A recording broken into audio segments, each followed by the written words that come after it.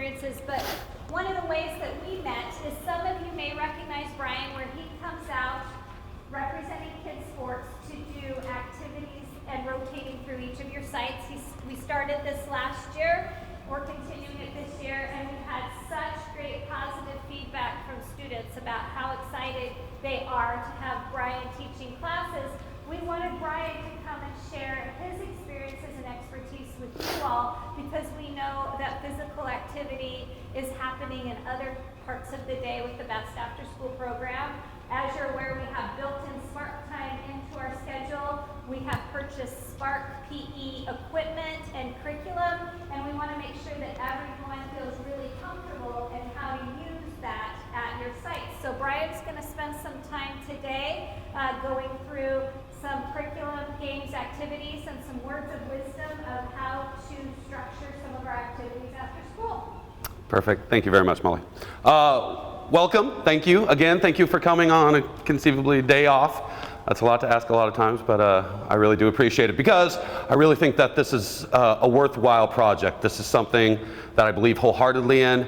This is something that I try to live, and I try to give to every one of my students. Like she said, my name is Brian Breedlove. I'm from Coos Bay, Oregon. I went to Marshfield High School, graduated around '95. Originally was a music major at U of O, and then went into education and then into physical education finally. I've been teaching for about 6 years now at Oak Hill School, private school up on the hill next to LCC. It is a pre-K through 12 school, and I teach every one of those classes every day. What that does for me, one, is to appreciate how kids react to having 5 days a week pre-K through 12 mandatory PE, what that does for them physically, what it does for them mentally, educationally, and as lifelong fitness individuals, the power that it gives them just by simply going to school and having it given to you. Most schools, matter of fact, no schools in Oregon provide that. Oak Hill is the only school in the state of Oregon that offers K through 12 mandatory PE 5 days a week, and that's frightening, because it's something we need. Not only are our kids doing less sports, they're doing less moving, period. Screens and the digital age has taken over our children. And it's okay, there's a lot of positives to it, but what it has done is create even more of a sedentary lifestyle, and that is detrimental to lifelong health, especially if the sedentary lifestyle is beginning at 5, 6, 7, 8 years old, which it completely is. And we can see it in our students. They come to school, they're more tired. In the middle of the day, they're more tired. At the end of the day, they're more tired. But when you do see certain sparks and you do see certain jumps, a lot of times it's right after activity, and a lot of times it's right after they put in some work, they got that blood pressure going, they started breathing hard, start creating these brain cells, and all of a sudden they're ready, and they're sitting in front of you, in front of a classroom, in front of a rec class, and they are ready to absorb, they are ready to learn. And I believe that wholeheartedly that is because of exercise and getting these kids moving. Sports today have changed. At least when I was young, we had seasonal sports. You'd play soccer, then you'd play basketball in the winter, then you'd play baseball or softball during the spring. Summer is generally off. Times have changed for that. Individual sports rule the world. Kids are playing single sports, they're playing year-round. Generally speaking, if they're into it at all, they're probably on a traveling team, and it's really hampered their all-around multi-use athletic ability. It's really starting to spin into a single focus, and something else that we feel is detrimental to overall lifetime fitness, which is what we are trying to provide. At least a skeleton to lifetime fitness. Give them the opportunity to know what the right steps could be. So that's where we come in. We like to come in and we like to stay away from mainstream sports. Spark itself does have a chapter on almost every single mainstream sport, which is spectacular. And there are a lot of different drills and a lot of different single individual drills for certain sports that are great. But what I try to do, and certainly through the BEST program and what I do at my current school, is we try to morph those single skill sports into games where we can actually combine 3 or 4 different techniques into one, and do it in a really fun way, and the kids don't even realize at the end that they are building these skills, that they're building these lifetime skills. And that's where you guys come in. you can be part of that. We can find ways, and the Spark program is one of the best ways that I have found to give those kids multiple options. You can find things that every single student you have in front of you, from the most athletically talented to the least athletically talented child, you can find something that they all can thrive in, that they all can best themselves in, that they can all quantify with actual results of effort. And that's what this program is going to provide. Spark, just a little bit of background because I feel like it's worthy. 1989, this program was started at San Diego State University. They got a 5-year grant by the Heart, Lung, and Blood Institute to come up with, again, a multi-task sports outlet book for after-school programs and for school programs. The AR, the Active Recreation Program, is what we'll be using. This is more of a after-school, extra program that they would put along with their actual school programs. Now, most schools get 2 to 3 days of PE, and 3 is a lot. Most schools are 2, and generally speaking, it's going to be 1 by the PE teacher and then 1 by the actual classroom teacher. Classroom teachers are freaked out by that. They don't like it a lot. I have a lot of friends that are classroom teachers, and they do not like the PE part. So Spark's going to help them in that realm with the actual school. But the after-school programs is where this active recreation program is going to come in. The AR was designed with 2 main concepts. Number 1, physical literacy, being able to move. Being able to do things like skipping and galloping, jumping on 1 foot, being able to have coordination, learning balance, and then learning some very simple body weight exercises that, again, that you can use for lifelong fitness, that you can do anywhere. You can do them in an airport, you can do them in your motel room, you can do them in your front room while you're watching Sports Center. Whatever you're doing, you can do these activities. And these kids latch on to it. And it takes no equipment. That's something else we run into. We only get a certain amount of time with these kids. Our time is short. And that's going to be a big point of today is time efficiency. How do we get the kids in? The second they're supposed to be in here, we are already doing something. We call it an instant. We've got a game that we've already got ready. Usually it doesn't take any equipment or equipment that you can just get quick. So the second they're in the door, they're already working. They're already active. They're already getting some benefit out of this small amount of time that we get. Again, and I'm gonna harp on this, they do not get enough time. It's not their fault, but it is the way it is. We have to help them and make the time that we do have with them the most efficient possible because they're fighting it. They much rather play the video games, right? We got to teach them that there's other ways. You don't have to be on the screen. We originally said, we're gonna get you off the screens and out of the jeans and on the courts and in the sports. And then my lady said, just stop saying you're gonna get kids out of their jeans. There you go, that's where we're at. Okay, folks, this binder is your best friend, okay? This binder, but it is like the hugest amount of information you could ever believe. And it's a little hard to look at when you just open it up and you're like, what do I do?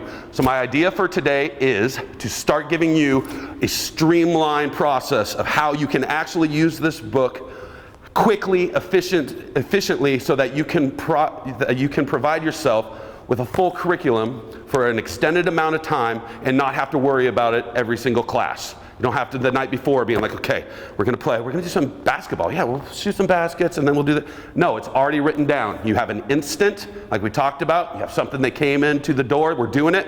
You've got 1 or 2 main program games that are gonna be aerobic. That means they're gonna be moving. They're gonna get that blood flowing, a couple cool games, and then a cool down.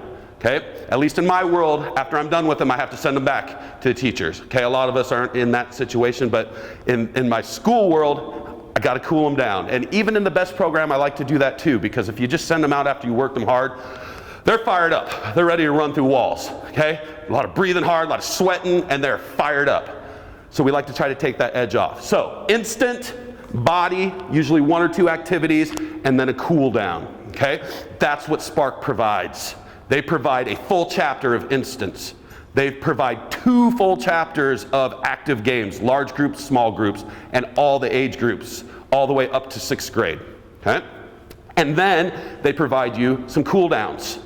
Okay? Exactly what you need. All the pieces of the sandwich. It's like a Subway right there. You just walk in and this is what you get. Okay? And just like Subway, you get to add your flavors. You get to add a little lettuce and a little jalapenos, and that's your own personal vibe. What do you like? What is your passion? What are you good at? What did you participate in when you were younger? Or what do you enjoy watching now or enjoy doing now? This book is going to have it. That's the little part that's going to take some time. Say you're really into dance. There's like 30 different group dances in here that are spectacular.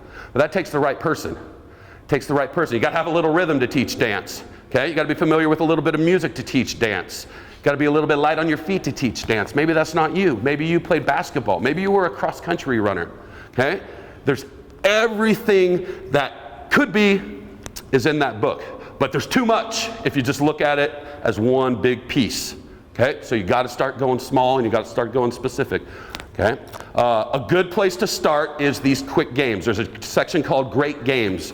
Okay, I made a pamphlet for you guys with about 8 of those games, which later in the day we're going to go over kind of quickly, that are some really good go-tos. A couple instants, a couple bodies, and a couple cooldowns, just to kind of give you an idea of the different options in here. And we'll go through how you go through that, how you find them.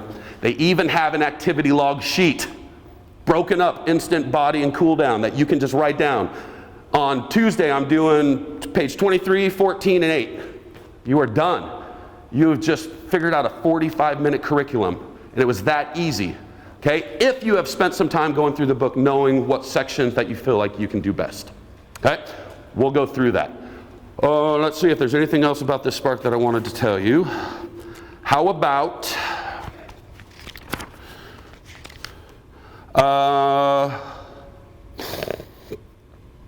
it's just efficiency, and that's basically going to be my last point.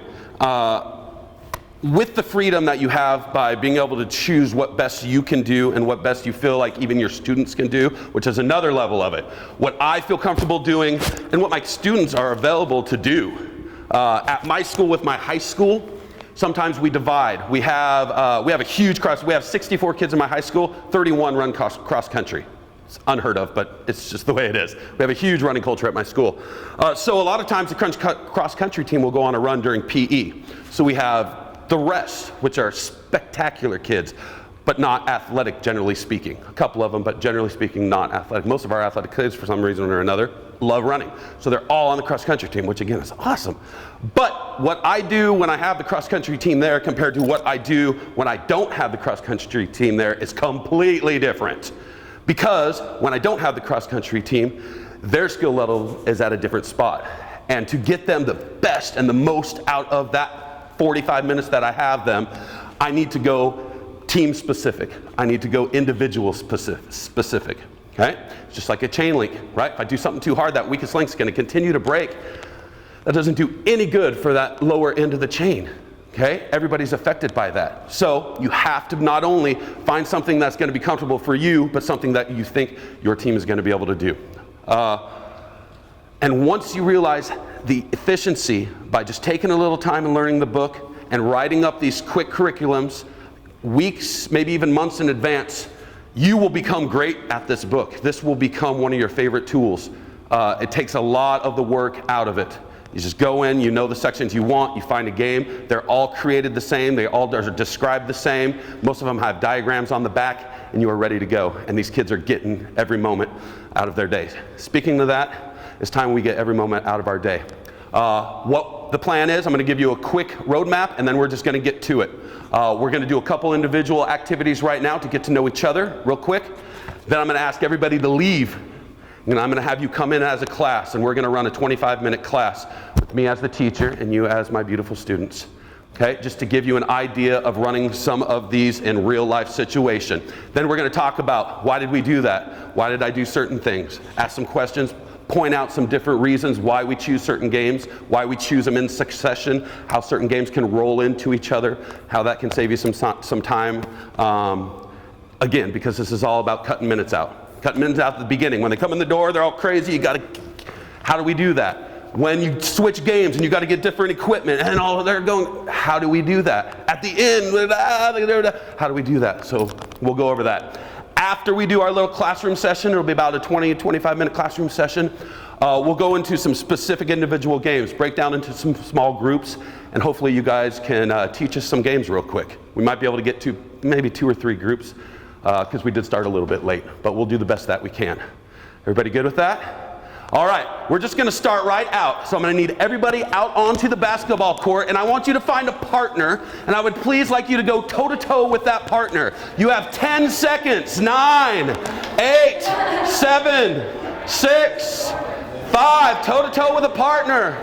4, 3, 2, 1. Anybody not have a partner? Spectacular. You can go with any group. You can be a group of 3 with anybody. Just jump in with anybody. Spectacular. Introduce yourself to that person, please.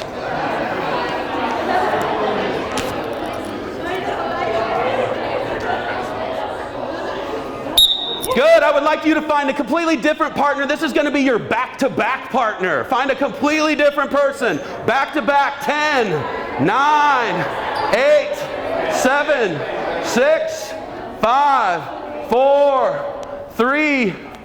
Good. Introduce yourselves quickly to that person.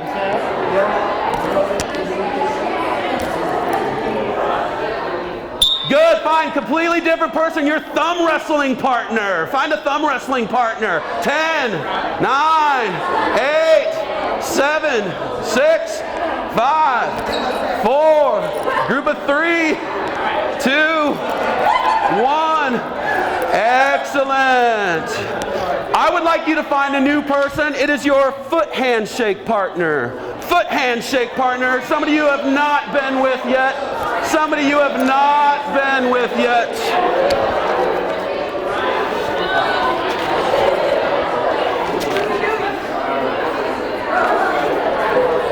Good. This next one's fun. All right. You're going to go low handshake and high handshake, and you're going to spin. It is going to be your ice dancing partner. Ice dancing partner. Go. 10, 9. Hand on top, hand on the bottom, and spin. 8. Very nice. Good. Go back to your toe-to-toe partner. 10, 9. Toe-to-toe. 8, 7. 6, 5, 4, 3.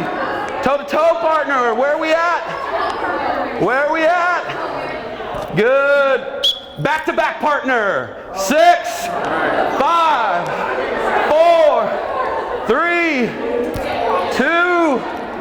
Who is your thumb wrestling partner? Go. 6, 5, 4. Who's your thumb wrestler? Some people are breaking down. We got to remember. Foot handshake partner. Who was your foot handshake partner? Who is it? And the favorite, your ice dancing partner. Find your ice dancing partner. Spin away.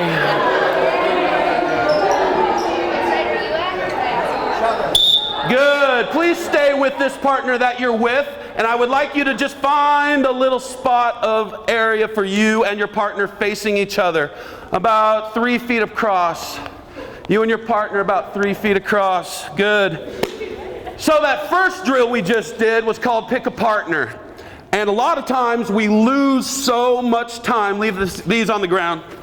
We lose so much time getting kids into teams. It's a horrible one. Right? We got to set them up on the line. We like to count down.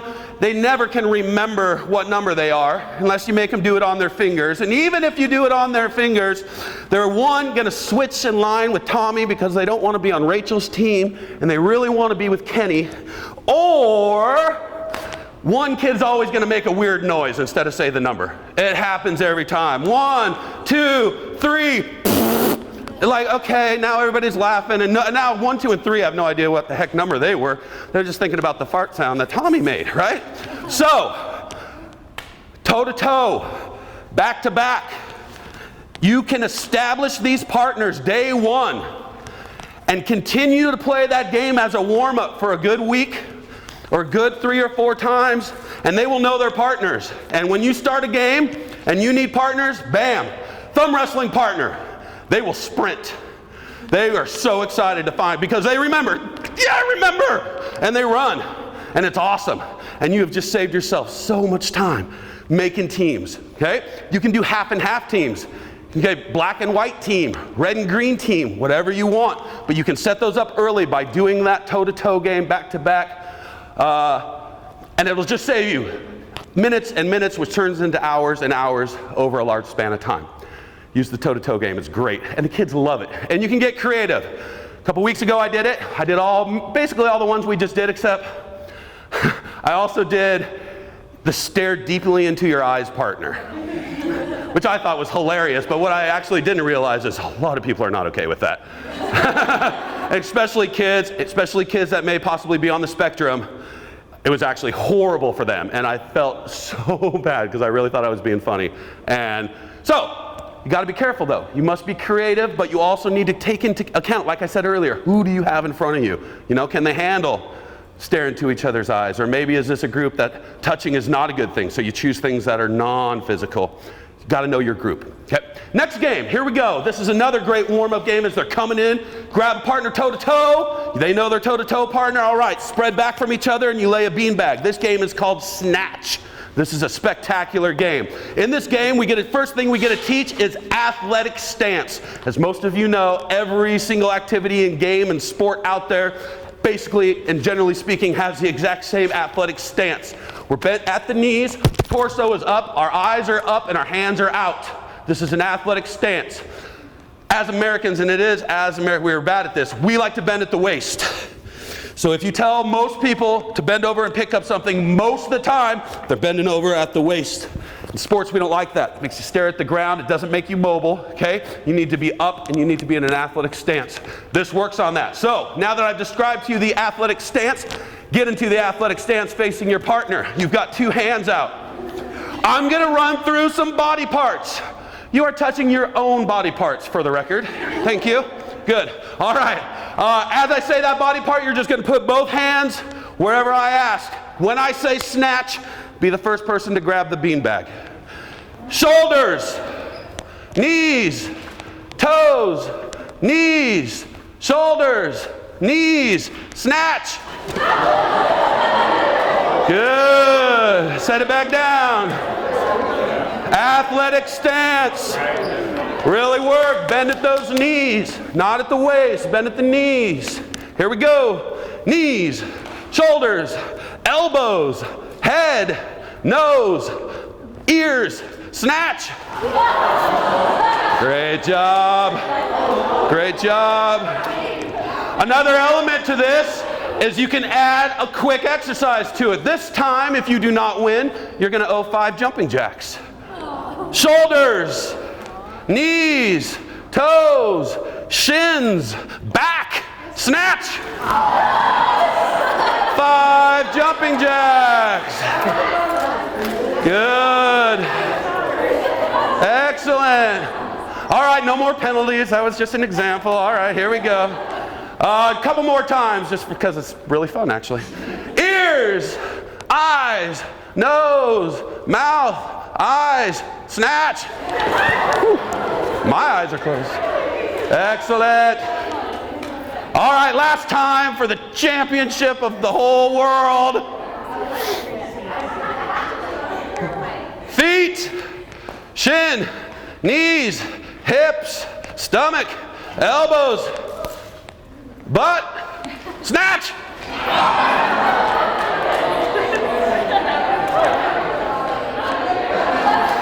Quite literally, if I don't say butt, the kids get really mad at me. They're like, you didn't say butt. I'm like, well, I try not to, but okay, I'll do it one time. Grab that beanbag, if you will, and let's place them back into this. Excellent. And then I need everybody on the mid-court black line, please. 2 toes on the line. Oop, good. Good. Good. Line discipline is a huge thing. When you're on the line, I need 2 toes on the line. Hands to yourself. We might need to scoot down just a little bit. This is a large group. Yeah, kinders don't take up as much room. Line discipline. This is somewhere we lose most minutes, okay? So try to keep lines not very frequent. okay? Putting people on the line is dangerous. They have trouble not touching each other.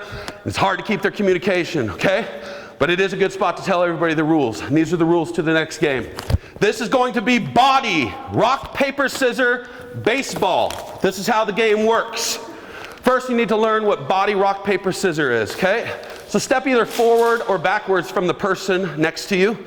Step forward and back. Yeah, you guys can figure that out. Good. Okay? Body, rock, paper, scissors.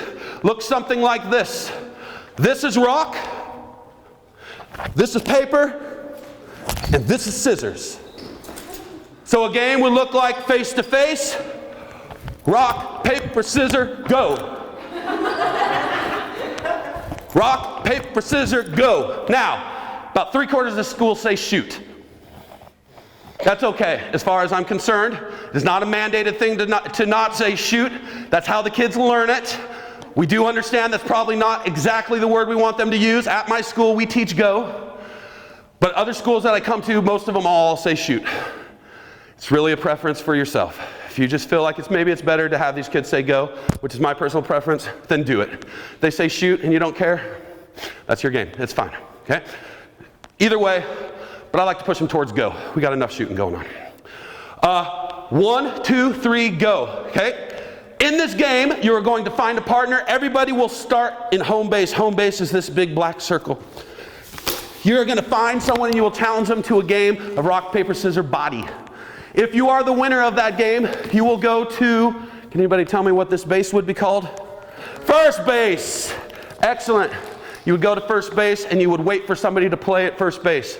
If you happen to win at first base, you are going to go to second base. Exactly. Have them say it.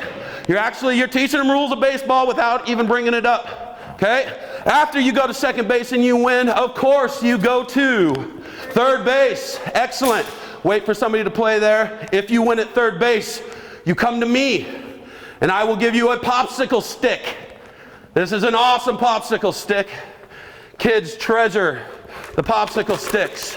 Okay? But I'm going to give you the popsicle sticks because if you let the kids get their own popsicle stick, they're like, this one says 13. I'm looking for a bigger number. And they're in this thing forever. 126, I'll take this one. Okay? So always hand those out yourself. You're trying to get as many popsicle sticks as you can. We're going to play this game for 5 minutes. Okay? You never go backwards. Never go backwards. Okay? Everybody come around the center circle, find somebody, challenge them, body, rock, paper, scissors. On to first base if you win. If you do not, find somebody else and play again. Go.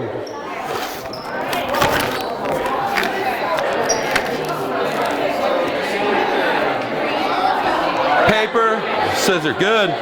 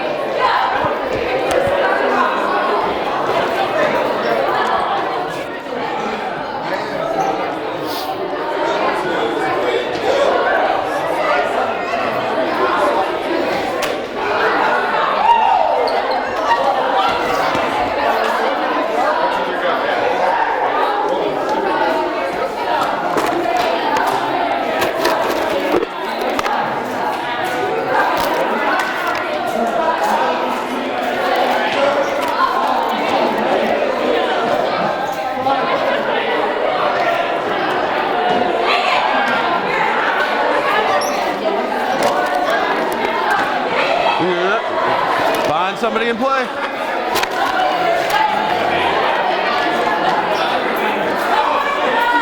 Excellent. Find somebody else and play again. Excellent.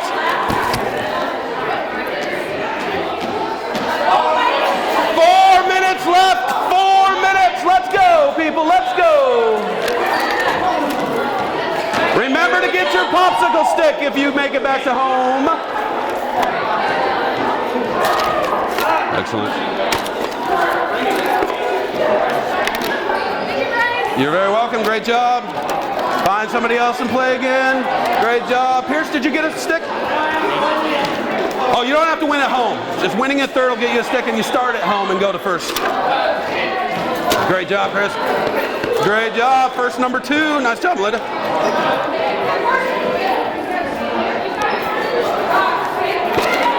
Nice. Great job. 3 minutes left, y'all. 3 minutes. Great job. Excellent. Nice job, Ryan. Number 2. Great job, Jordan.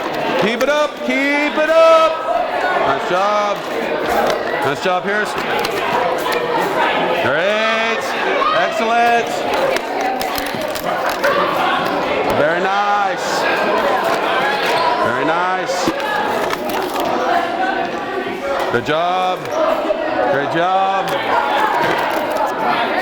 Nice job. Nice job. Ooh, spinning around now. Nice job. 2 minutes left. 2 minutes. Excellent.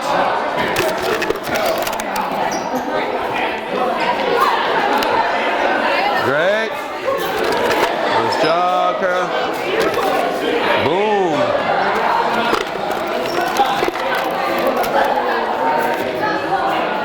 Nice job.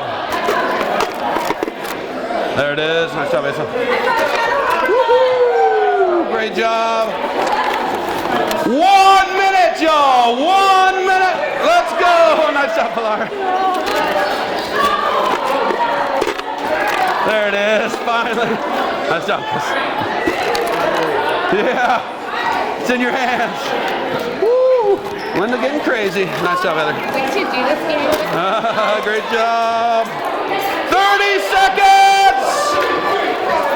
30 seconds. You better hustle up, people.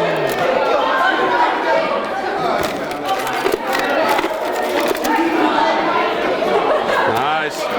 Great job. Whoa, that one's broken. Great job.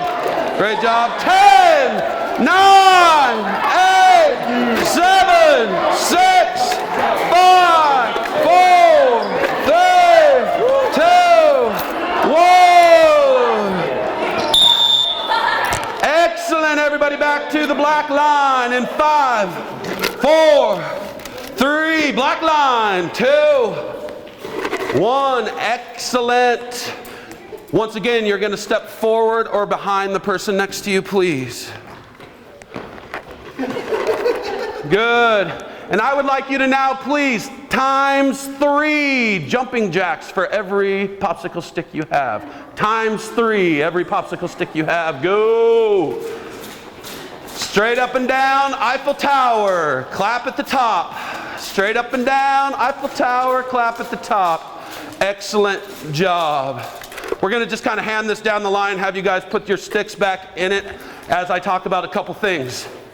We like to use these entrance games, these first 3 games we did, to teach a bunch of techniques that we're going to need to use throughout the year. Okay? This last game we played is huge. Okay? Not only we talked about the base path stuff, that's just kind of a small extra bonus, but the biggest part of this is mediation. One of the biggest results of our kids not being out there in the woods, playing fort, riding bikes, coming home at dusk, is they've lost the ability to win and lose and mediate.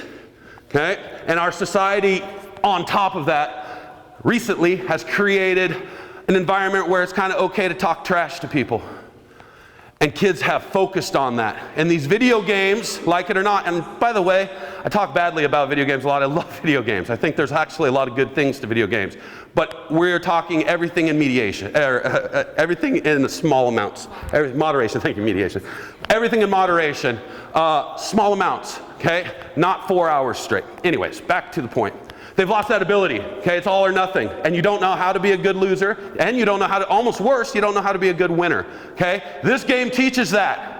This game is awesome for that. You're learning rock, paper, scissors. You're learning a way to mediate. We use that every day so many times I can't even tell you. And the kids learn it, and we don't have to do anything about it. In a tag game, tag games, notoriously, kids think they tag at the same time, or you didn't get me, or I didn't feel it.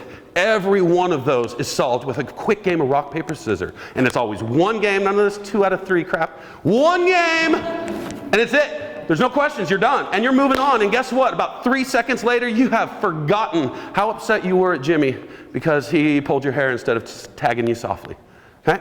It's so quick, and we use it. And this game, in a fun, aerobic, you're breathing hard. That's not necessarily easy. You know, like this doesn't take anything. You go body, you're getting something out of that. Okay? You're actually working. You're getting that blood flowing. You're tricking them into working out, folks. You're tricking them, and you're tricking them into learning mediation skills that they're going to be using throughout their life, which they need. They lack a lot of skills that we got from when we grew up compared to when they grew up. It's much, much different. You guys know that, okay? More than that, the first game that we used, partners, right? Now they know 6 different sets of partners. You can always have them trade. If there's one group that you're like, oh, the toe-to-toe partnership doesn't work, because Keith and Jimmy are a horrible team. They don't listen. So now I know I don't really want to go to toe-to-toe, or I don't want to go to back-to-back. I don't like that combination. But I have found that, you know, ice dancing partners are the best ones. Our games work the best if we go there. You know this. If I go green team on red team, I know that I'm going to get the most efficiency out of my time. You can start to use that. It's very, very beneficial, okay? Those opening initial games are what it's all about. The athletic stance game is basically just about listening, okay? They're listening. When you're playing that game, there's not a peep. They want to hear what body part you're saying, and they want to make sure they hear when you say snatch, okay?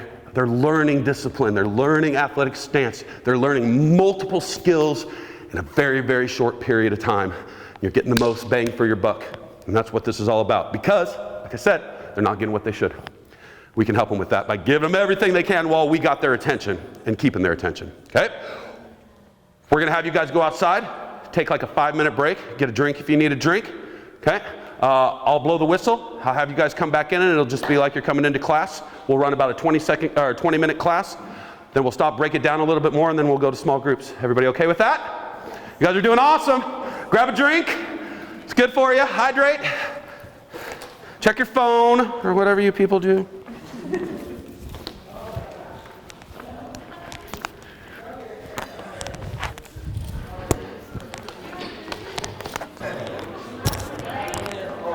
I think so.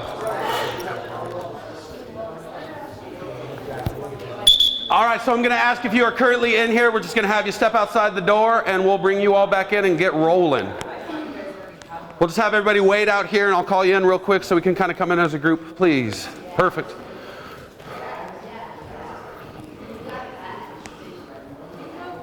You have a daughter in band, and her name is Breedlove, who went to North Eugene High School? Yes, my oldest. Yeah, no, I was yes. with her. I heard awesome. His name and There you go, yeah. She moved to Houston. She lives in Houston now. Really? Yeah. And she's 6 months pregnant. Welcome, class. Come on in. We're going to just start jogging this way around the cones, just nice and easy. You're fine, right? Nice and easy, right around the outside of the cones. Let's go, let's go. Let's go, let's go. Nice and easy. Nice and easy. Excellent. Excellent. We like this little version. This is almost a little bit of Code Red if you've ever seen A Few Good Men. What this is there's always stragglers. Those first kids, they come in, they're doing 3 or 4 extra laps before that final straggler gets into the group, right? Now you're like, dude, Jimmy has ran 1 lap. I'm on number 5. They'll let Jimmy know at recess. Let me tell you. Excellent job. What I would like you to do is find your toe-to-toe partner, and I would like you to make a circle around me, please, with your toe-to-toe partner.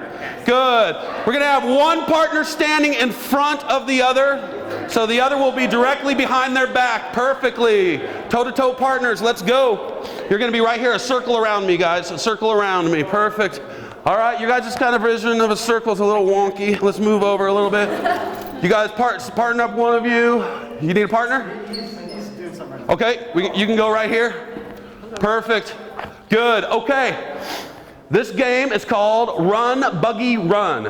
Okay? Awesome game. There's going to be 4 commands. We're going to go over those now, and you're going to do them as we go over them. The first command, first let me tell you, this game is a lot like Simon Says. Okay? You're only going to do the movement if I follow the movement with the word buggy. For example, switch buggy, which means you switch spots. Go ahead and do that. Switch buggy. Switch buggy. Easy enough. The next one is called up buggy. If you are the person in the back, you're going to lift up one knee. The person in the front is going to hold up your knee, and you're going to put your hands on their shoulders. Up buggy. Good. And with up buggy comes down buggy. Good. Switch buggy. Up buggy. Turn around with your back to her. There you go. Hands on the shoulders. Perfect. Down buggy. Switch buggy. Excellent. The last command is run buggy run. And in run buggy run, the outside person only runs one lap around the circle and back to their partner. The last person to get back to their teammate, their team will sit down, and you are out of that round. Also, if you make a movement when I do not say buggy, your team will sit down. So if I just say switch, and you start to switch, your team would be down. Okay? If I say up buggy, and you go up buggy, and I say down, same idea, your team's out. So I'm going to try to fool you. This game is very similar to Simon Says, as I said. Everybody okay? Everybody can do this? Yes. Okay, here we go. Switch buggy. Switch buggy. Switch buggy. Up buggy. Down buggy. Switch. Down, down, down, down. If you flinched and I don't see you, feel free to go down. You don't have to, though. The official rule is I have to see you, but you can be on, and we like integrity. Switch buggy. Up buggy. Down buggy. Remember that if you are a team that goes down, that you scoot in a little bit because people will be running around the outside of you. Just keep that in mind. Switch buggy. Run buggy run. You guys probably want to scoot in a little bit. Good, we got a tie right here so nobody sits down. Remember, clockwise, clockwise, remember clockwise. Switch buggy, up buggy, down, down, down buggy, switch, switch buggy, run, switch buggy, run buggy run. No, clockwise, Asa, clockwise, clockwise, clockwise, clockwise. No ways to go. All right. Switch buggy, run. Switch buggy, up buggy, down buggy, switch buggy, run buggy run. Clockwise.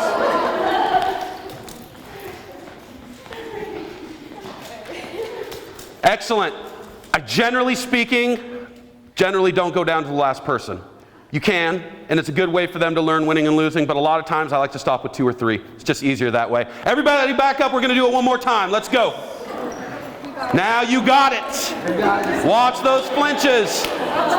Watch those flinches. Great job to the last 3 teams, by the way. Pretty awesome for first time ever. Here we go. Ready. Ooh, do we have anybody else that wants to play? One round?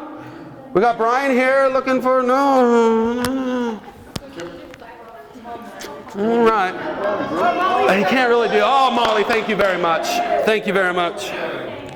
No, that's all right. We'll go through all 4 of them first, just for you. Okay, here we go. Switch buggy.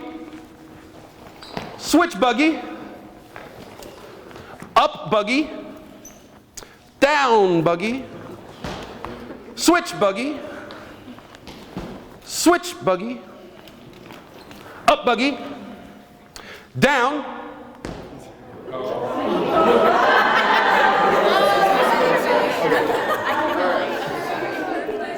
Down buggy. Switch.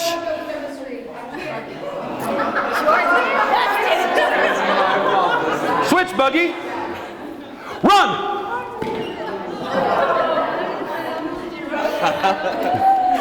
Run buggy run. Clockwise.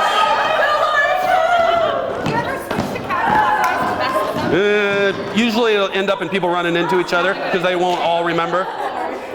Switch, Buggy. Up, Buggy. Down, Buggy. Switch.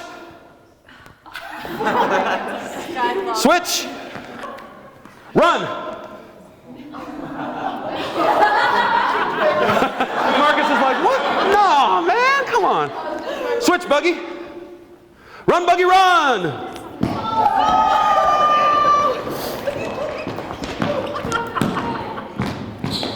Ooh, that was pretty close. We're saying a lot of times, and it's hard, especially if you're doing this by yourself, it's hard to see if there's a lot of groups running. A lot of times it's a tie and just move on. Switch, Buggy. Switch, Buggy. Excellent job, you guys. Give them a hand, huh? Good. I need you to go to your back-to-back partner, please. Do you remember back-to-back partner?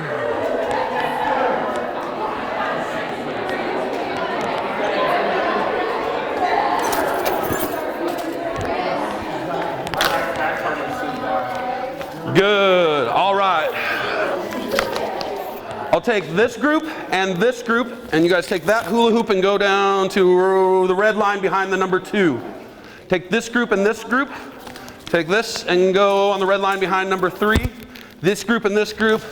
Take that and go on the red line behind the number 4, please. You 3 groups, 1, 2, and 3. You guys are going to take this red line behind the 5, please. You guys will go with the number 2 group, number 3 group, number 4 group, number 5 group. Actually, you know what? We're going to change this real quick. No, we're going to do this. That's fine. I'll make it go smoother. All right, here we go. What's our max team? 2, 4, 6. We got 2. 2. Oh, this is going to be tight, but that's all right. We'll make this happen.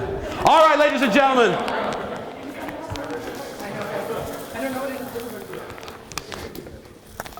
This game is called All Hands on Deck, and this is how it's going to work. Everybody needs to have at least one hand on your hula hoop, please. Everybody in your group, one hand on your hula hoop.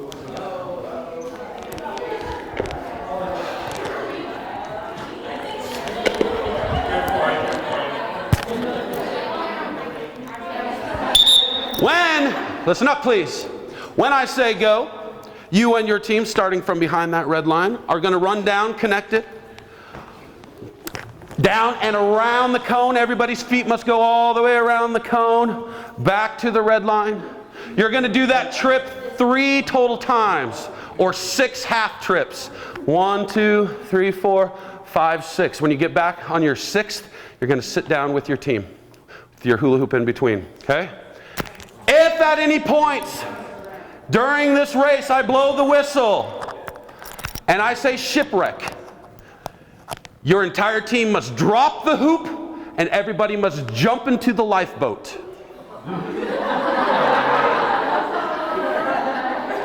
The last team to get everybody into their lifeboat will do 15 jumping jacks. Keep that in mind. All hands on deck. Here we go. 3 times down and back, or 6 half trips. All feet around the cone. Here we go. Ready? All hands on deck.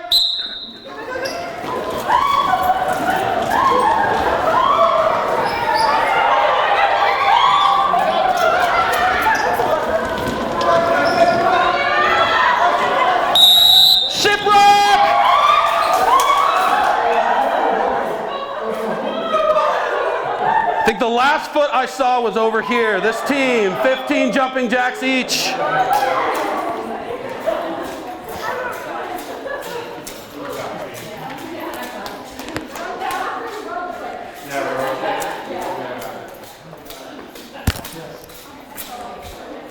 All hands on deck.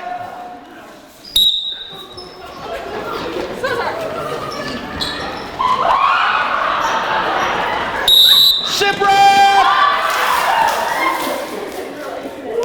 Far team, all you. 15 jumping jacks.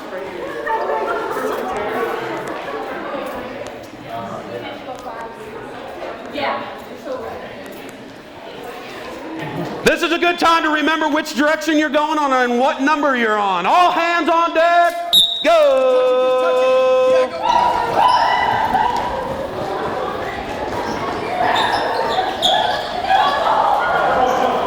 Shipwreck!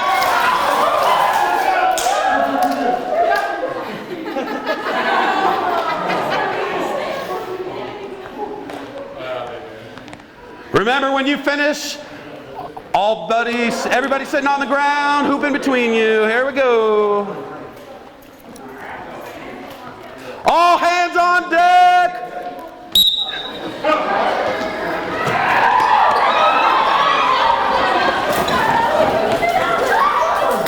Excellent. Hard to remember how many times you're on. Communication a good thing. All right, everybody back up one more time. Here we go.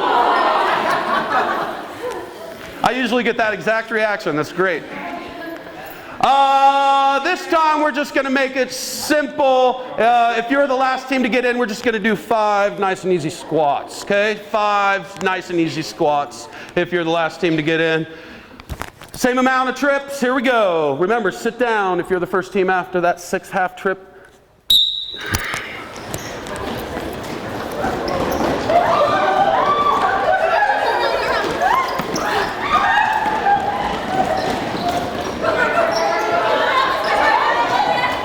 Shipwreck!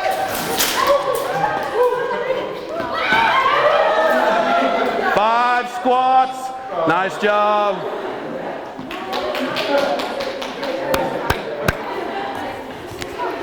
All hands on deck.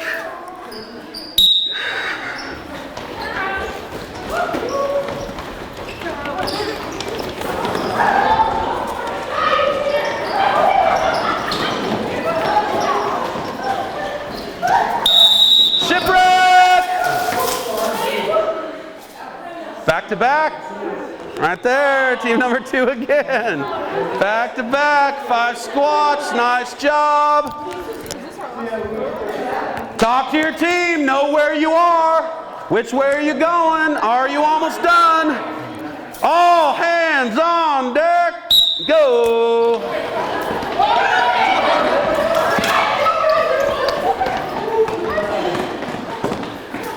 Excellent job, y'all. Excellent job. Take a breath. Take a breath. Nice job. Nice job. I know I did. All right, y'all. We're moving right on in. Everybody needs to get back up. We're going to try to get into a single file line the best that you can from where you are. And you need to memorize your hoop color. Memorize which hoop is yours, please.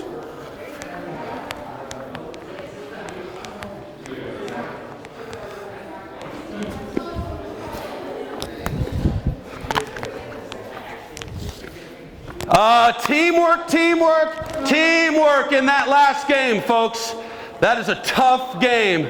You got to get everybody moving at the same speed. You're changing directions a lot. You've got to stay connected. That's an easy game for people to get upset over, but it's an awesome game to build team mentality. Really working as a team. Not getting on that person for being the last one to step in the hoop, but being like, you know what, I got your back, and I'm doing these squats right next to you, okay? Doesn't matter which one of us it was our team.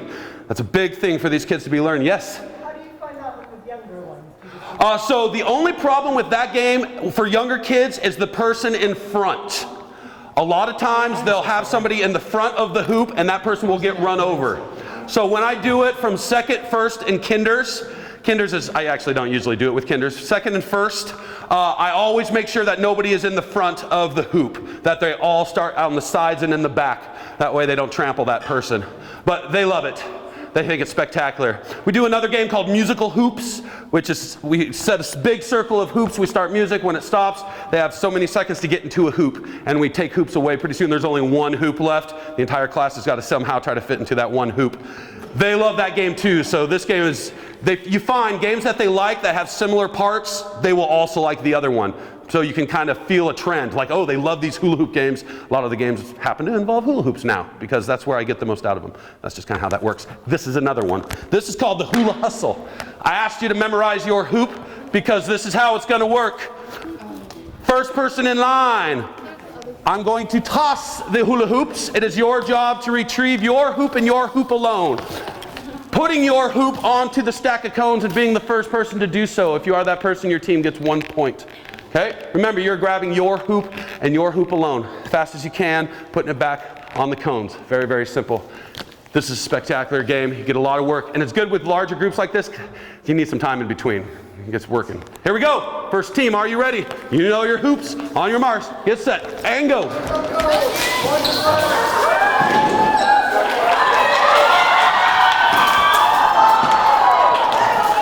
Nice job.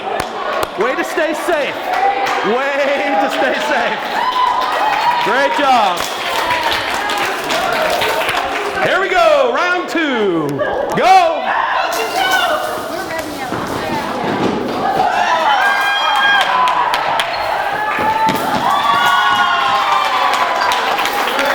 Nice job. Excellent. Next group. Here we go.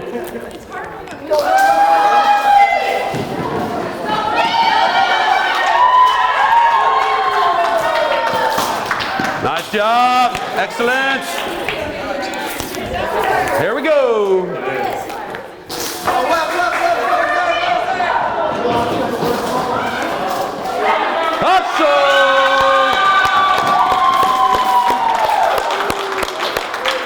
Nice. Here we go.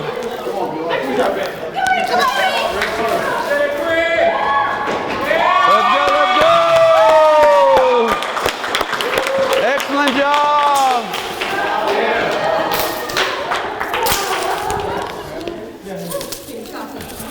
There we go. Yeah.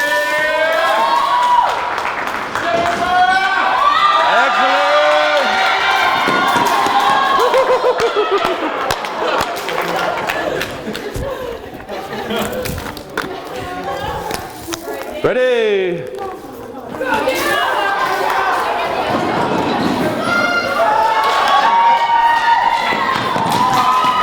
Great job, great job. Excellent.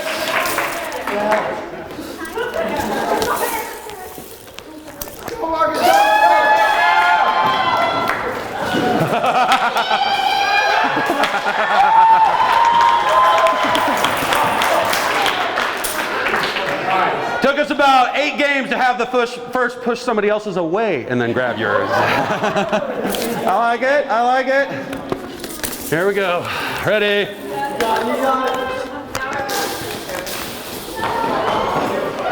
Woo! Nice! Nice job, team! Nice! Excellent job, Heather. Here we go. Woo!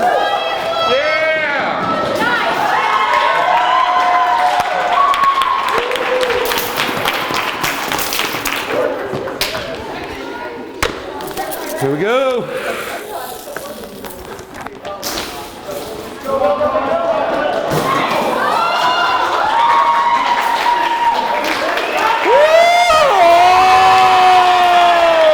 hustle. Yeah, we like the hustle. Excellent job. Go. Excellent. Yeah.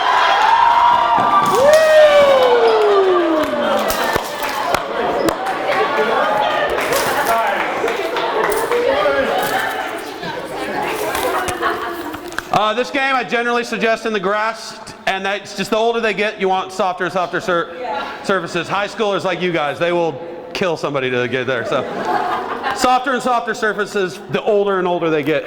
Little guys, you're okay with in here because they don't run so hard. Here we go. Go, Arby, go, go, go. Go, Karen!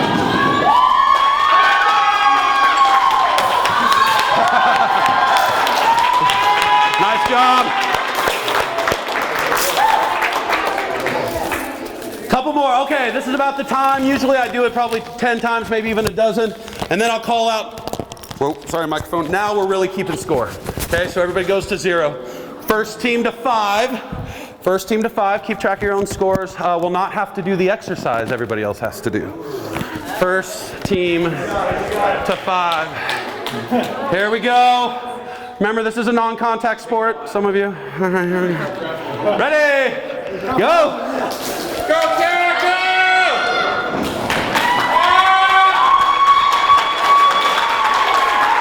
1 point.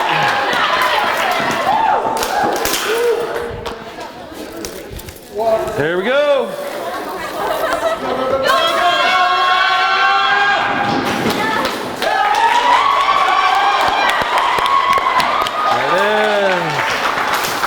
Nice job, everybody. Here we go. Hit it. Yeah, Jordan, nice job, man.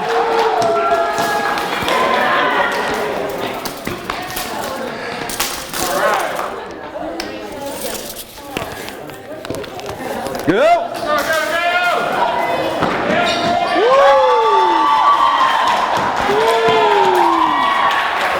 Nice job, nice job. Thank you.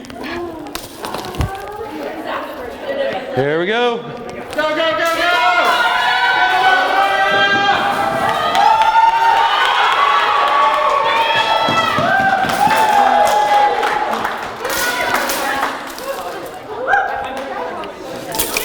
Ready?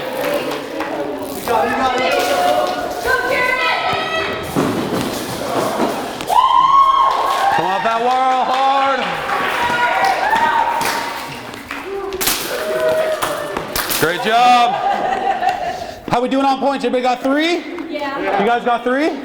You have 4? No. All right, we got 3 right here. Anybody else with 3? You guys? No? You got 2? All right, we're still close. Still a game. Here we go. Hustle!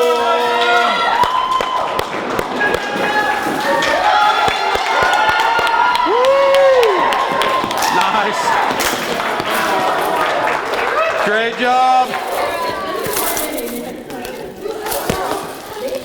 Ready?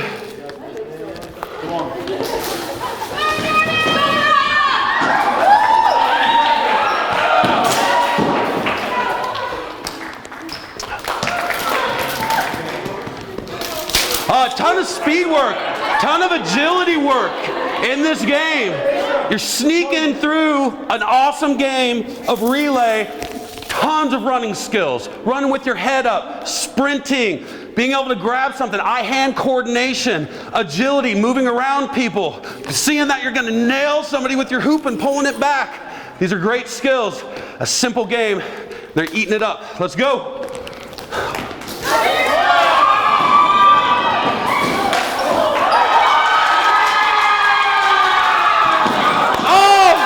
That's the point. Yeah. Is that 4? Yeah. Thank you. There we go. 4 right here. 4 right there. Nice job. Hustle.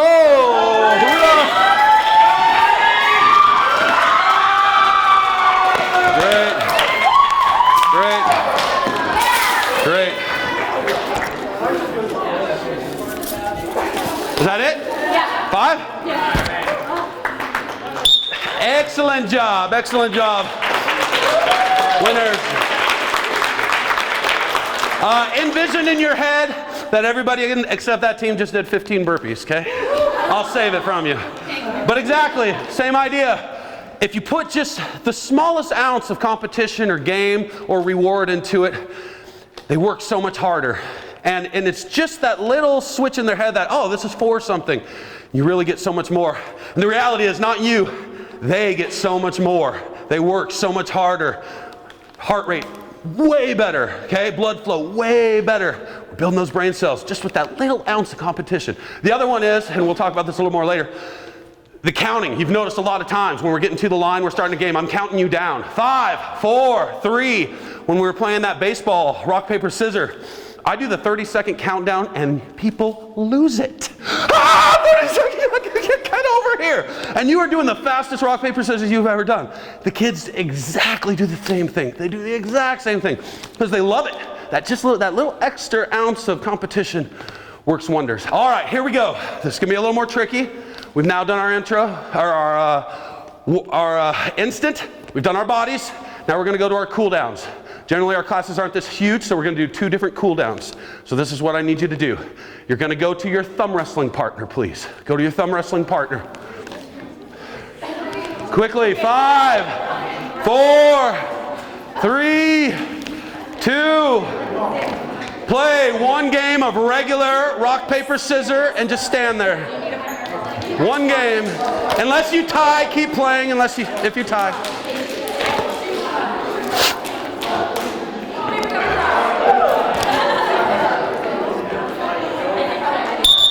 Good. If you won that game of rock, paper, scissors, you're going to come over here and you're going to make a circle standing up, foot to foot, a little bit farther than shoulder width apart, a big circle. If you won. If you did not win, you are going to come to this circle, sitting down, foot to foot. Same idea. Feet spread about a little farther than shoulder width apart, touching the foot of the people on each side. You're standing on this side, and we're sitting on this side. Excellent. Sorry to split it. I know that makes it hard to record, but. All right. 2 different games here, and we'll switch, so you'll get to do both. Okay, I'll go over them now so you can hear the instructions for both. This one is called memory ball. Okay, in this game, we start the ball with anybody. We're going to start it right here. Okay, it is your job to call out the name of somebody that is not directly next to you and roll the ball to them. That order will continue on until everybody gets the ball, and then you repeat. Okay, over time I'm going to add balls. Okay, so remember who's throwing it to you and remember who you're rolling it to. Go ahead and begin. This game is called straddle ball. Okay, in straddle ball you need to be connected at the feet. You're in your athletic position and there is a ball out and you are attempting to roll the ball through the legs of other people. Okay, you are using your hands to stop the ball from rolling between your legs, sending it the other direction.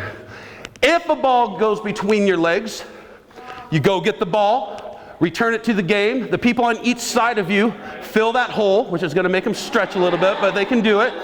You do 5 jumping jacks and you're right back in. Okay? We start with 1 ball and then we add more. We'll start with you. Go ahead and start. Get that ball rolling. Quick.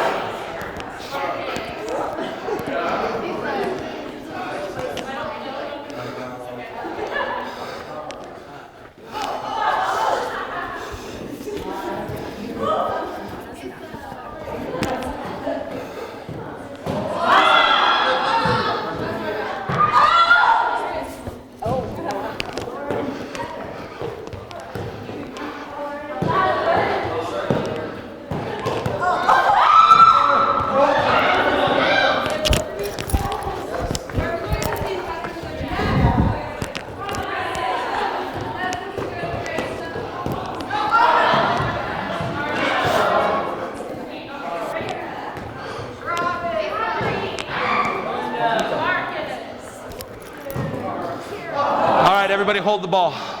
We're going to have this ball roll. We're going to have that ball bounce, and that ball's going in the air. Roll, bounce, in the air. Go.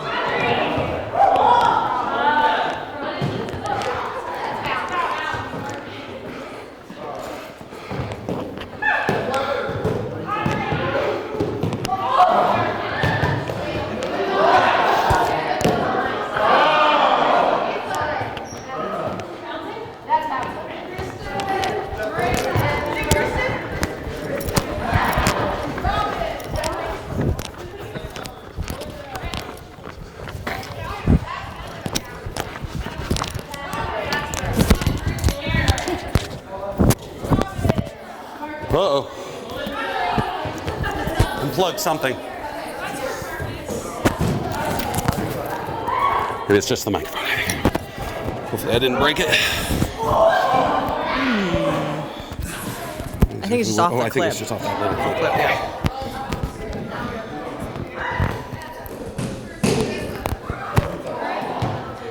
You're here.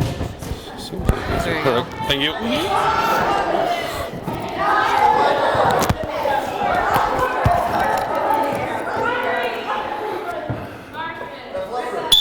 All right, listen up. This team, you're going to stand up. Keep your feet touching. This team, you're going to sit down. Keep your feet touching. Toss out 2 of the balls. Just keep 1. You can just kind of roll them out. We'll bring them back in here in a minute. Good. All right, this team, you're just rolling the ball to somebody. Say their name, rolling the ball accurately. This is a quick drill. Cannot roll to somebody next to you, and everybody needs to get the ball before it goes back to the first person. Okay? Call their name out, rolling the ball, and get it going though. Get it going as quick as you can, okay? Go ahead, start. All right. Starting with 1 ball here, go ahead and just set 2 of those out kind of behind you. We'll add them here. Straddle ball. Okay, straddle ball, great cool down. In straddle ball, you're using 100% your athletic stance. Get into your athletic stance. Good, your feet should be touching the neighbor next to you. Good, your job is we're gonna be rolling the ball, tapping it underhand on the ground, trying to roll it between the feet of somebody else. All right? You're stopping it from going between your feet, obviously, with your hands and rolling it back the other direction. If the ball goes between your feet, run and grab the ball. The people on each side of you slide their feet together, stretching a little bit, and you do 5 jumping jacks and you're right back in the game. Booyah, you got it, and go. I was trying to get plenty on. Yeah, you're just hitting it with your hands on the ground, rolling it on the ground. Straddle ball. You're not allowed to pick it up or stop it, so you're just hitting it. Fire it between people's legs. There you go. Get it going. Get it going.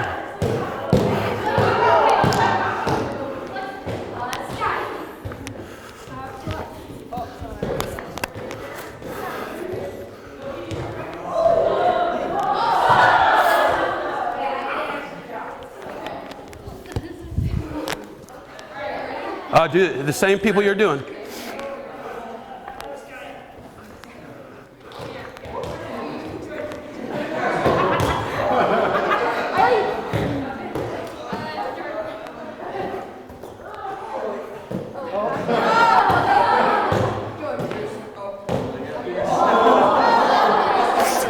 Restart the balls at 2 people. Remember, we're doing the exact same order every time, right? You're doing the exact same order. It's got to be the exact same order. That's why when we add 2 balls, it doesn't double up. Okay, so let's pull 1 more ball out. Start again from the beginning. You must roll it 2 and get it from the exact same person every time. Go. Oh, and it cannot be the person next to you, by the way. I think I said that.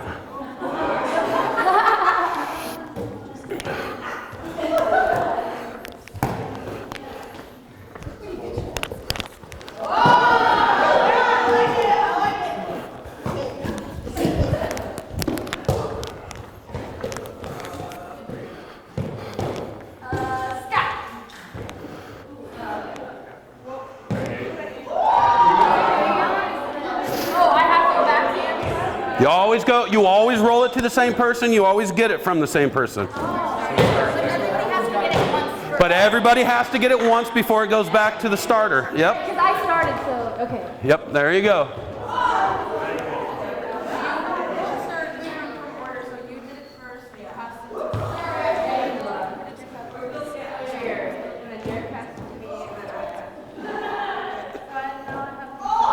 Pass it to somebody who has not got it yet, the correct pillar.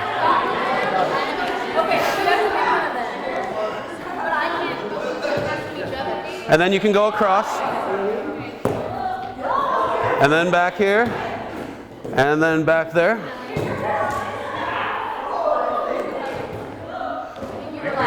And back to the tonic, back to the beginning. And then go again. Good. Call those names out loud. There you go. Like it. All right, start 2. Same thing. Same order.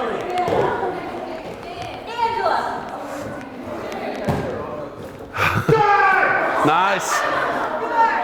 Get it going, you're gonna get trapped.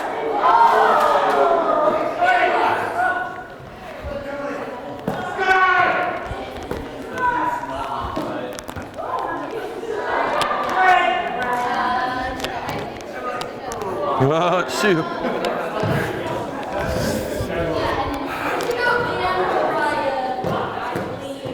The other group got to 4 balls, guys. Let's go. Let's go. Come on.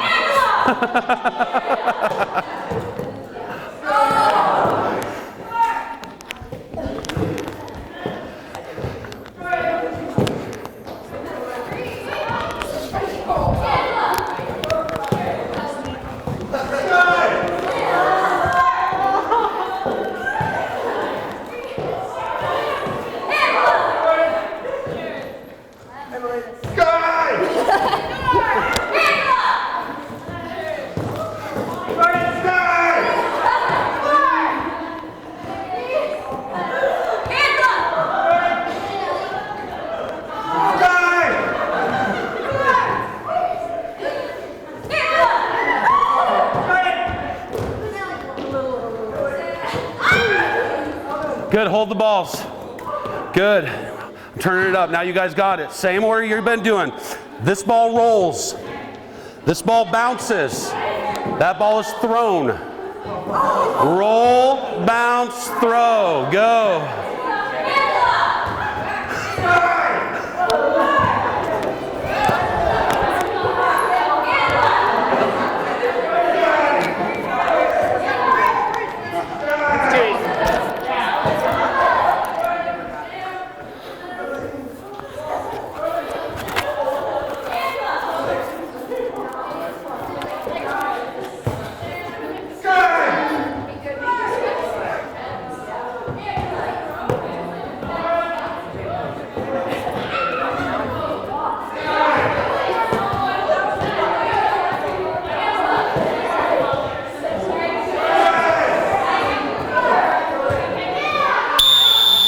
Excellent job. If you have one of those yellow balls, please take it over and set it next to that green mat.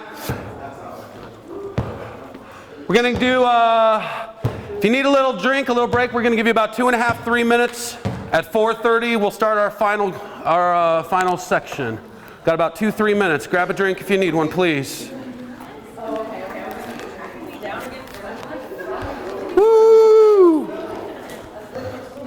Is we're going to break up into 4 groups, okay? We'll have each group take as many copies as this. I think I only have 20, so we'll be a little short, but enough certainly for each group to share. This inside has 7 of games that I've chosen from the Great Games, the GG section of the Spark book. Okay, the Great Games section is awesome. It's lots of games for different size group, K through 6, spectacular stuff. It contains instants, regular games, and cooldowns. Even though there are specific sections for instants and cooldowns, this also has some of those games in it, and they work really, really well. I went through and I chose 7, not necessarily at random. Most of these games are games that, at least a version of a game that I play at my school, so it's the games that I'm pretty familiar with. Games that I know are successful for multiple grades, for multiple abilities. But this is just a small, there's probably, in just that GG section, I believe there's 75 games. So this is just 7 of them. If you get an opportunity and you have access to your book, just go through there. Spend just at lunch, you know, while you're eating your food or something, just flip through the pages and read through it. This will give you a little bit of ability to know how they work. Just to be able to look at it, learn what section to read immediately. That'll tell you the basic goals of the game, so you can quickly decide if that's something that'll float or something that's just a waste of your time. Okay.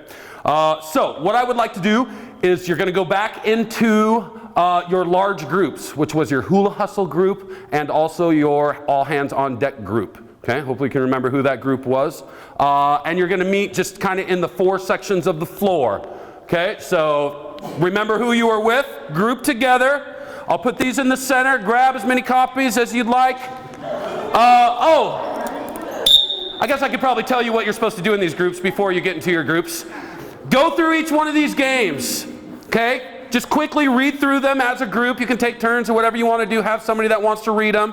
And then kind of talk about how you would do it, You know, what group you think this may be best for, what age you think this may be best for, and how you would approach it, what equipment you would use, how would you set it up, how much time, is this a game that takes a lot of time, or is this something you can do on the fly, those kind of things, okay? And then at the end, we're not gonna have a lot of time, but we might have time for maybe one, maybe two groups to present, and maybe actually run us through one of these games, okay? That's my thought. It's possible we might not make it to that last part, but we'll see. Okay? So find your 4 groups, find a section on the floor, get some pages and go through these games. I'll come around to each group and kind of help out as we go.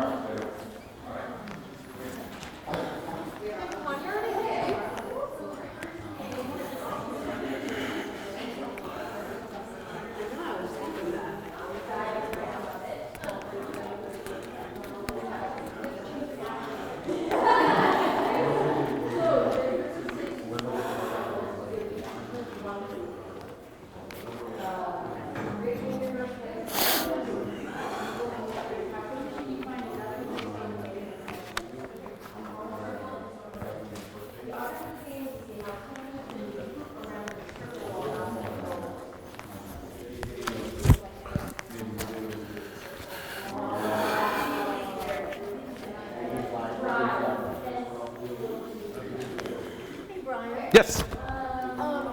Age groups. You know, I mean, I've done games. So first grade with fifth grade. Like when Yeah. when it says 5 to 14. So Do you do youngers and olders? yeah, generally I usually have different games for my K1, 2s, 3s sometimes, because there's a certain level where they can and they can't do stuff.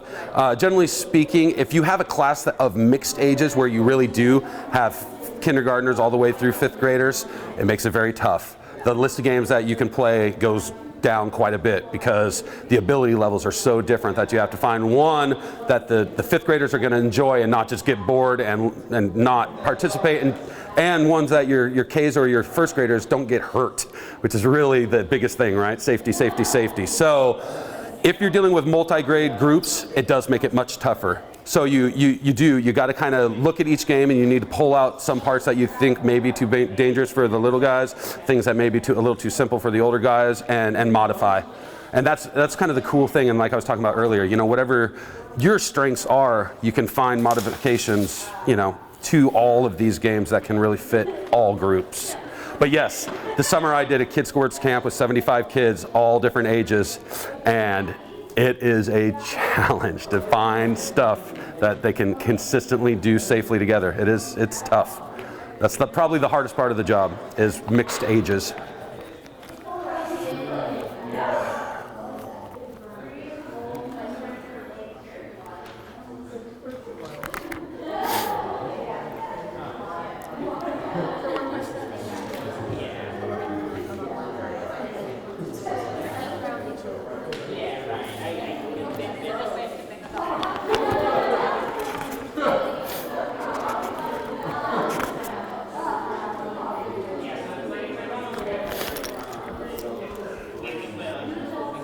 Hey, one thing I'm sure you've already noticed, straddle ball and memory ball. Both those games are in there. Those were the cool downs we just did, memory ball and straddle ball. Both those games are in here. Now that you've played it, you're coming from it from the other side. So it's kind of interesting to read what it sounds like under instructions rather than how you get it with somebody telling you the rules. Sometimes it's a little bit different. Just something to think about. Go ahead.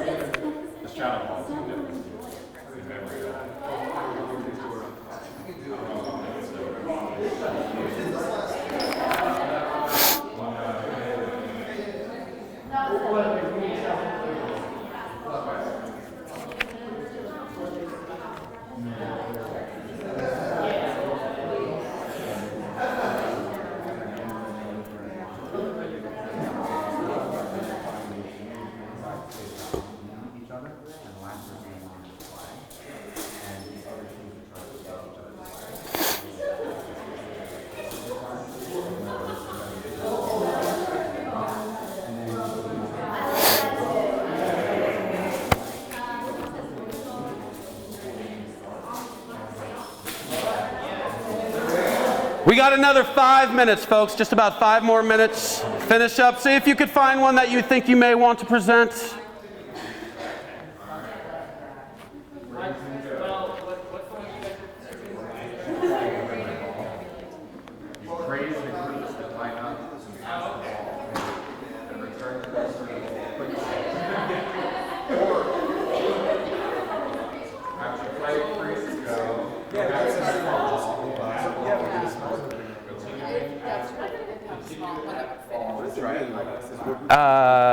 You guys comfortable in presenting that game you just did? That's really the best one to do with these groups, and we only got about 10-15 minutes once we get going. So if you guys are comfortable doing that, Could you do it 2 hoops?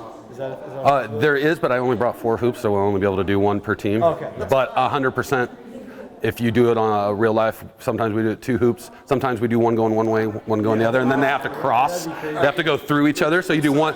Yep, exactly. One bigger, one smaller. Yep, exactly. So, okay, but yeah, thank you. That sounds perfect.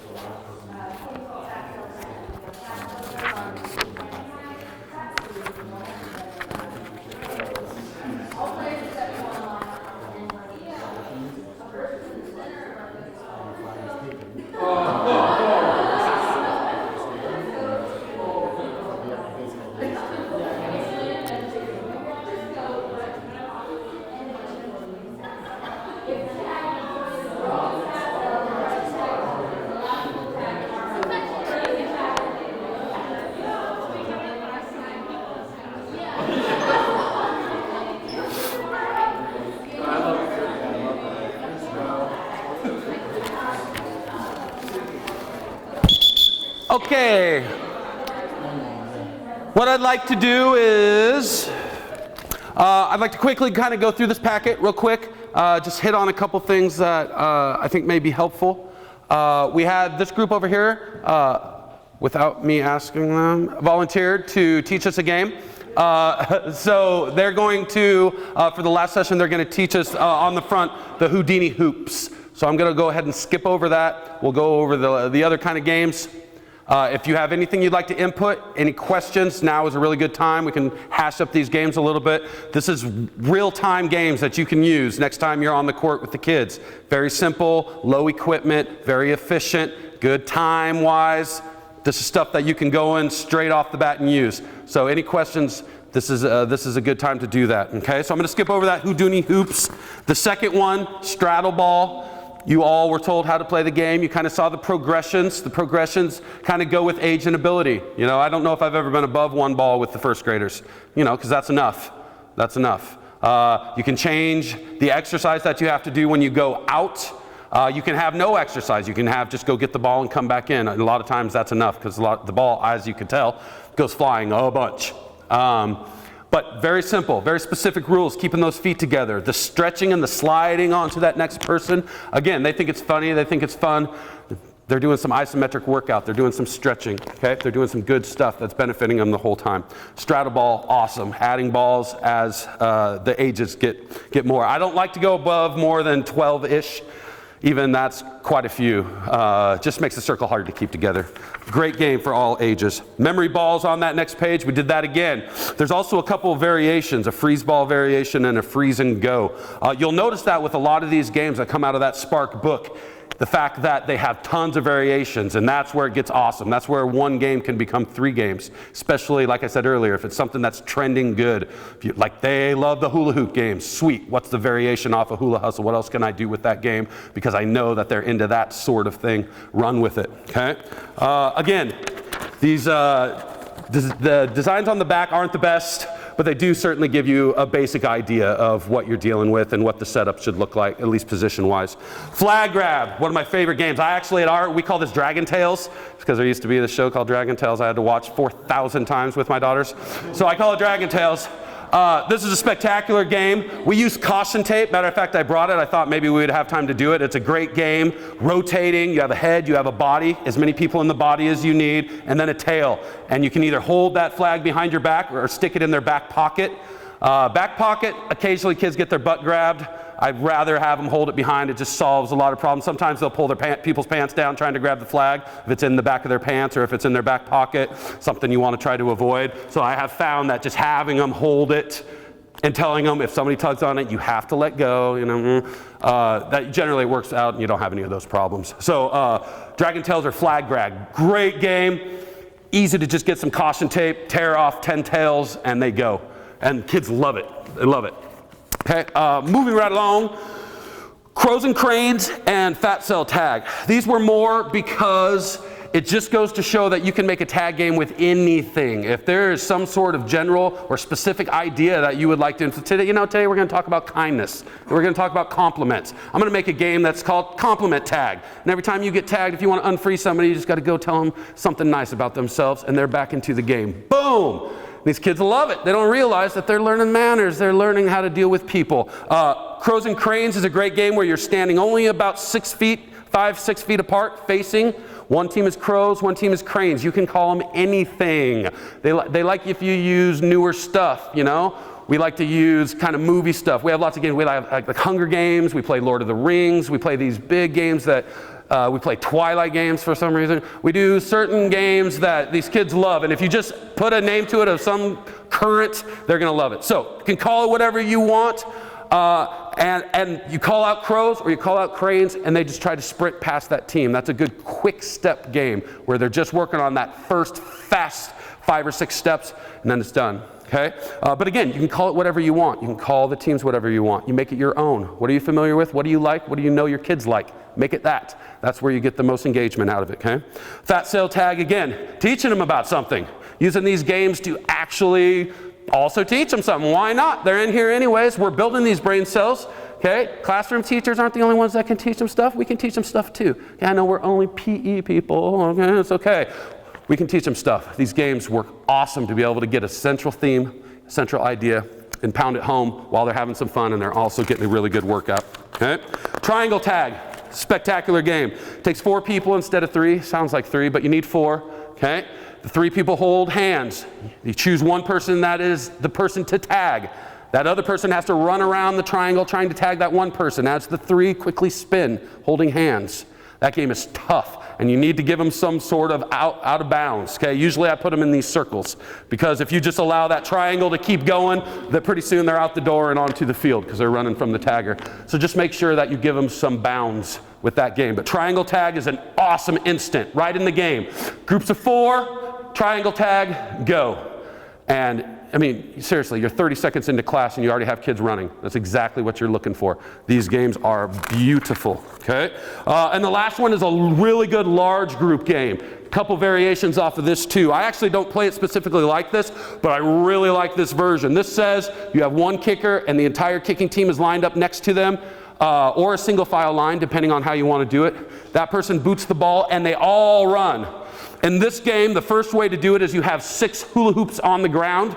And to get an out, you need to get that ball to each of the 6 hoops before people pass the end line. And everybody that passes the end line after you get those 6 hoops, they are outs. Everybody that gets there before are points.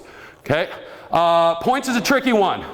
Okay? I give a ton of arbitrary points. Kids earn like 40,000 points all the time. Like, what's the score? It's 74,000 to 12. They're like, really? I'm like, no, we're not, no. You know, some games I like to keep score because, again, there's good lessons in winning and losing. There's good lessons in being a good winner and a good loser. But kids get hung up on it, okay? So there's times for it and there's times when you're like, yes, 2 million points, spectacular, you won, okay? They're like, we did? You're like, no.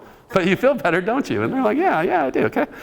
So my version of all-run kickball is somewhat similar, but we have 3 people kick the ball. Okay, so 3 balls are going out, and then we have a trash can. And the defense has to get all 3 balls in the trash can before all the people can run back past the line. Exact same game, except in this one you would throw it to the 6 hoops.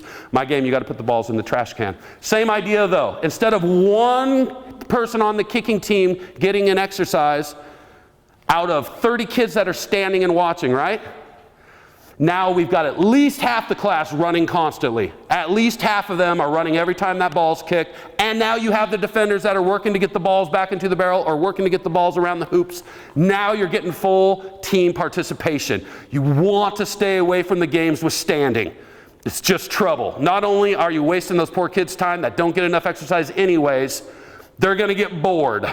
And they're going to stop paying attention, and they're going to start talking, and they're going to start messing around. You've got to keep them entertained. You've got to keep them moving, got to keep them working, and they deserve it, right? They deserve us to push them to make sure they're working. So games where everybody is doing stuff is way better than games standing around. That's why I don't like things like basketball, just soccer, just volleyball, where you're only 5-on-5, you're 6-on-6. You're not getting a full workout for all your kids, and there's lots standing around. We try to avoid that. All 7 of these games do that. All 7 of these games is everybody participating the whole time. Very minimal equipment, and you get the full bang for your buck, 100%. Okay? We're going to have this team teach us Houdini hoops, and you're going to do this game within your own team right here. You can leave your papers on the ground. Go ahead and stand up, and we'll let you guys have the floor. Go ahead.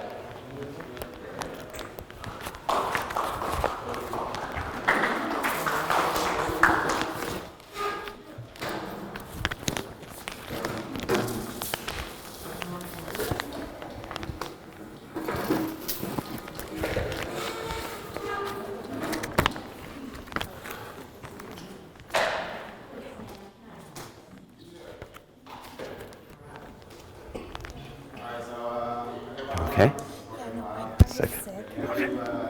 This game is called Houdini Hoops. Is everybody ready to get out of here? Yes!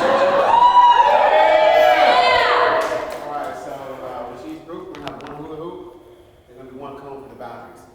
Now, we're going to split the teams into 2. We're going to start with 2 teams of 3. What I call mingle. 2 teams of 3. Demonstrators. Alright. When I call mingle, you're going to find that other group of 3 and form circle, holding hands. Alright, so now that the group has found themselves,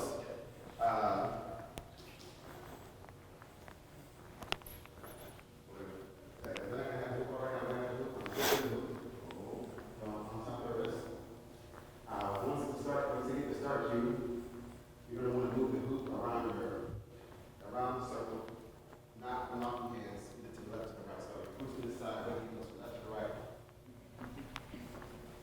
And the challenge of this game is to get the hoop around you as quickly as you can in 2 times, and then once you reach that second loop around, you up the right, and then that means you finish. Or you try to do as fast as you can once the timer's up, and you just count how many times that you've done it. Demonstrate? We will demonstrate. All right. Excellent. All right, I'll give you the on your marks. Get set. Go.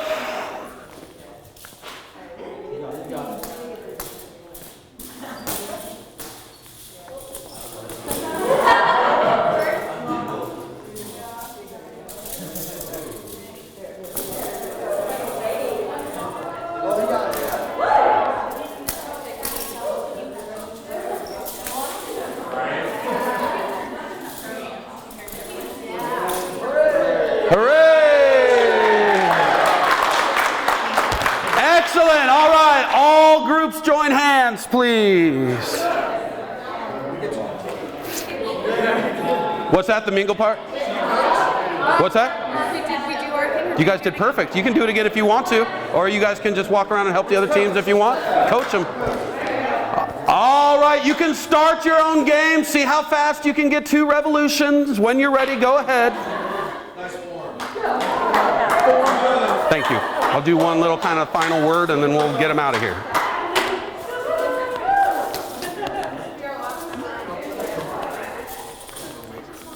Yes, thank you very much.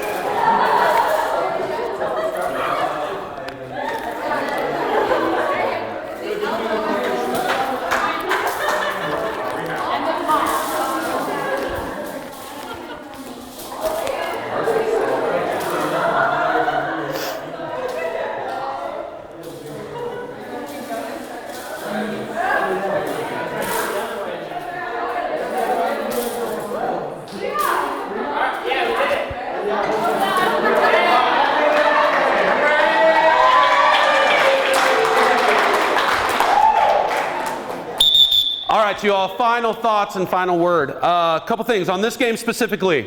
K through 12, 100%. Pre-K through 12, almost. Large groups, small groups, this game works. The other cool thing is multiple hoops, different sizes. You can do a smaller one and a bigger one going different directions. They have to pass through each other. There's lots of different ways to do it. This is an awesome game. Again, super quick, instant, or a cool down. Okay, works for both. A lot of communication, a lot of team building schools. This is one of the few non-aerobic ones that I love. There's a few of those out there where there's a lot of teamwork and a lot of communication positives that you get, and all the other games can be aerobic. So this is a really good game for that. This is also foul weather. You're stuck inside in a small area. Spectacular game. Triangle tag, another great one. Matter of fact, all these games we did today are great, minus the hula hustle for small areas. Okay. It was a long 2 hours, but it went so fast. And we're going to have more time together, so I'm told. So that's spectacular. This is just the base that we're going to try to build this on, okay? There were 2 packets over there. The one you guys just took that had the games, please take those with you if you'd like. It's fresh in your head. Go home, take it home, and write some notes next to each game. I liked it because of this. This one seemed good for this grade, this group, this technique. That's a good thing to do while it's fresh in your head. Because you'll remember it, and then get on it, use them, and the more you use them, the better you'll get at it, and you'll refine them. You'll be like, that rule doesn't really work for me, maybe I'm going to change it to this. There's nothing that says that you have to do specifically what's on these pages. The other packet, which I only have 20 of because I just undercopied. So we're going to scan these in. Perfect. And then off your way so Everybody will get it electronically. This is the Introduction and Organization and Management section of the Spark book, streamlined. The actual section is like 70 pages. This is like 8. I basically just took what I really felt was important. The introduction, the idea of splitting the class into those 3 sections, the instant, the body, and the cool down. How to look at the book, how to find what you're looking for, specific things that you like that you might be able to. There's the activity log. This is your friend. This is your friend. This is like 3 weeks of classes. If you spend half hour, 45 minutes with that book during a lunch period, you can fill this entire thing out for every day. You'll have your instant, you'll have your body, you'll have your cool down. It'll tell you what equipment you need for that day. That will save your life. It makes it so much easier. It takes all the work out of the process. Makes it very, very simple. So that's in here too. The last couple things talk about the actual program, the basics of physical activity, the recreational activity, what the basics are that we want them to have when they're through with our class. And then last is the last thing I'll read to you. There's a bunch of cool quotes in that book, actually. They put some really neat stuff in. This is Herophilus from 300 BC. Like, seriously. A thought to live by. When health is absent, wisdom cannot reveal itself, art cannot become manifest, strength cannot be exerted, wealth becomes useless, and reason becomes powerless. It's 300 BC, folks. It's exactly it. Without your health, you have nothing. Doesn't matter how smart you are, how successful you are, how much love you have. If you don't have your health, you're out of it. And we can help kids have their health, and we can teach lifetime health, skills they learn when they're this tall that they are using when they're 85 years old. And there's a reason they're 85 years old, because they had it their whole life. Okay? You guys can be part of that, and you can be that. Thank you very much. Get some water. Hydrate. Thank you. Enjoy your weekend so much. Yes, come take a packet from me. All this stuff will be. Oh, Thank you. You are so